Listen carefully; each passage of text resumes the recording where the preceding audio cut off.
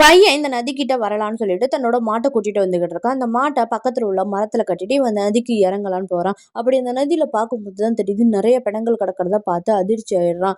இப்ப இவன் மாடு கத்த ஆரம்பிக்குது, இவனுக்கும் ஏதோ சத்தம் கேட்க ஆரம்பிக்குது. அந்த சத்தத்தை கேட்டுட்டு அவன் காது வலி தாங்க முடியாம கத்திக்கிட்டு இருக்கான். திடீர்னு அவன் கண்ணெல்லாம் வெள்ளையா மாறிடுது. இந்த ஊர் மக்கள்லாம் இதை போய் ராஜா கிட்ட சொல்றாங்க. அந்த ராஜாவும் வந்து அந்த பிணங்கள்லாம் பாக்குறாரு. இப்ப அவர் போய் ஒரு சாமியாரை பாக்குறாரு. அந்த சாமியார் கிட்ட நடந்த விஷயங்கள்லாம் சொன்னது அந்த சாமியார் சோழி போட்டு பாக்குறாரு. சோழி போட்டு பார்த்துட்டு அந்த சாமியார் இப்ப அந்த அருவி கிட்ட வராரு. அருவி கிட்ட வந்து அந்த பிணங்கள்லாம் பார்த்துட்டு அங்க உள்ள அந்த பொம்மையை பார்த்துட்டு சொல்றாரு, இந்த சோழ கொல்ல பொம்மை இதுக்குள்ள இருக்கக்கூடாது, இதுக்குள்ளதான் தீய ஆத்மா இருக்குன்னு சொல்லி இதை கொண்டு போய் அந்த காட்டுக்குள்ள எரிஞ்சிட சொல்லிடுறாரு.